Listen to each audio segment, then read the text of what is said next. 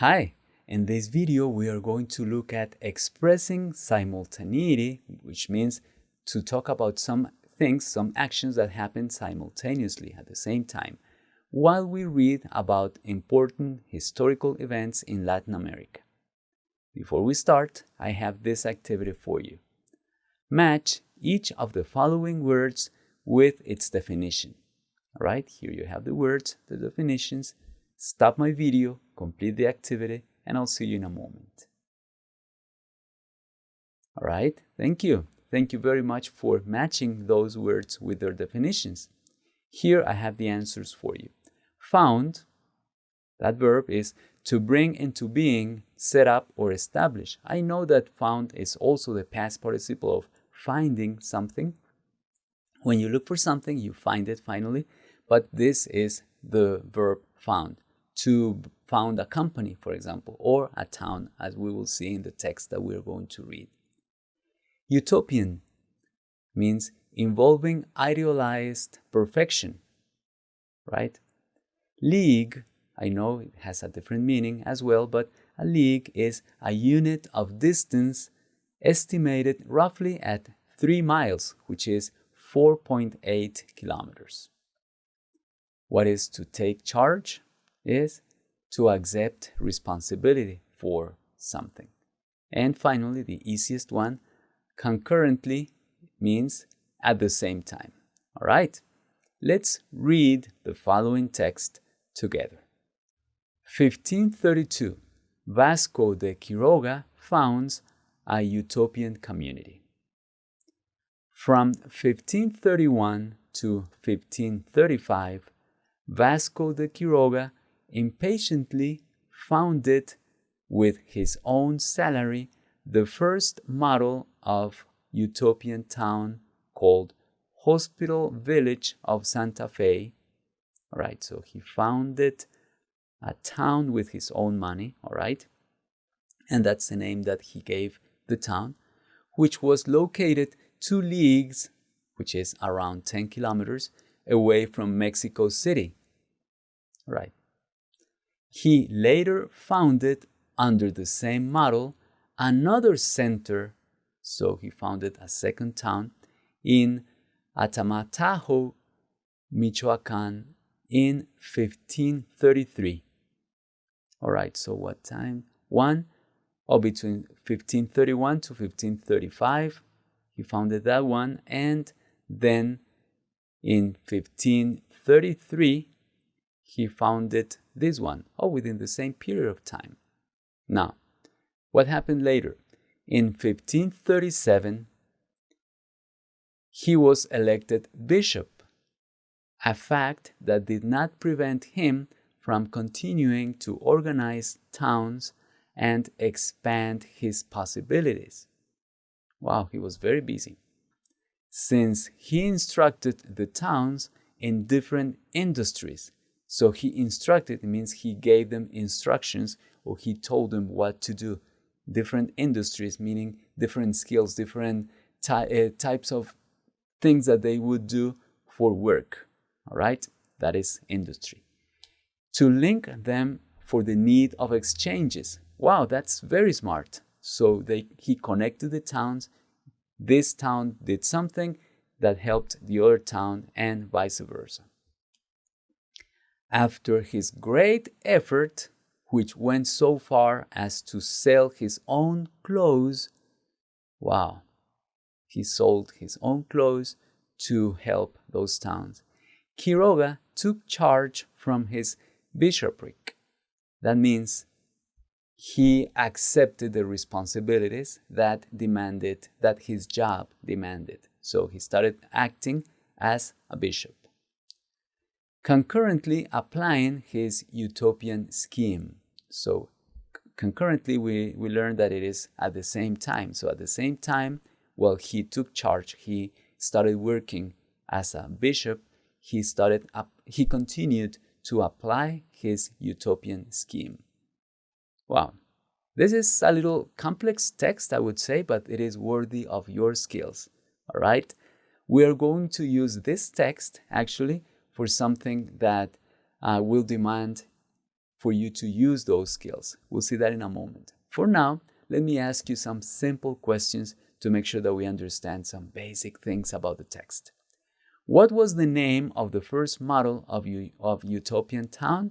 What was the name? It was Hospital Village of Santa Fe. All right. What appointment did he receive in 1537? Appointment means what job was he appointed to? What job was he given?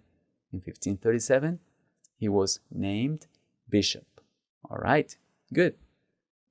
Now, as I told you, with that text, we are going to look at simultaneity. That means to see actions that happened at the same time. All right, simultaneous actions. I have one example here for you, and that's the last sentence there. Quiroga took charge from his bishopric, concurrently applying his utopian scheme. That means that he was doing the two things at the same time. And how does the text express that? Using the word concurrently. All right? But to choose the right word, we have to take several things into account, and that is what I would like to explain to you in this lesson. We have to take into account how long the two things that are happening simultaneously take. For example, if we have a brief action and another brief action, we can use certain expressions, and if they are more extended, we would use different expressions. So for something that happens briefly, so we could link them with at the same time, like this happened for a very short period of time. At the same time, this other thing that happened for a very short period of time happened. And for that, we could use at the same time, at that moment, that is something very specific, a very short period of time that is pointed there, or simultaneously. All right? What happens when the two actions are extended? So we're going to say, this thing happened for a long period of time. All the while, something that happened for a long period of time also took place. So we could say all the while, or at the same time, that could be used as well. Concurrently, during this time, in the meantime, meanwhile, simultaneously, throughout this time, etc. So that's when two actions take long. What happens when one of them is extended and the other one is brief? So this happened for a long period of time. During this time, something brief happened. Or at one point, or at some point during that long period of time, this happened. Or in the process of that, this happened. Or in that process, this brief thing happened. You see? That takes some analyzing so that we can see exactly which expression to use. And finally, what happens when something brief happens and then when something brief is happening and something extended takes place. For example, this brief action was taking place. At that moment, something started, something big. At this time, or this is while, or this was while, or this was happening while, all right? Or during this time, etc. These are expressions that you can use, but you have to be careful about which one to choose, because I know you can apply the logic that you already have, but it's good to know that there are some guidelines for you to use the right expression for the right simultaneity that you want to express, all right? And for that, I have a very special activity for you. It's going to be very simple in format, but it's going to require for you to think carefully about what you want to connect. Look at the instructions. Find an expression, one, from the ones you have learned in this lesson and adapt it to complete the following text. Please note that you may need to change the phrasing of the expression chosen. What I'm asking you to do is look at this paragraph. It is a complete paragraph and it has just one blank. You have to read it carefully and understand it so that you choose one expression that would go there. You will have to analyze how long do the actions that this expression is connecting take. So if one is long, the other one is short, brief, etc. So think about it for a moment, pause my video, complete the activity, and we'll see some sample or possible answers in a moment. All right? Pause my video, complete the activity, please. All right. Thank you. I hope that you did pause my video and completed the activity. And this is the expression that I chose for you. Here it is. At the time.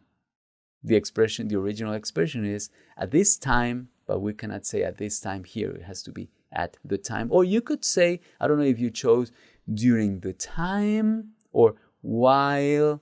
We'll see which, if you chose any of those, I think you will be right.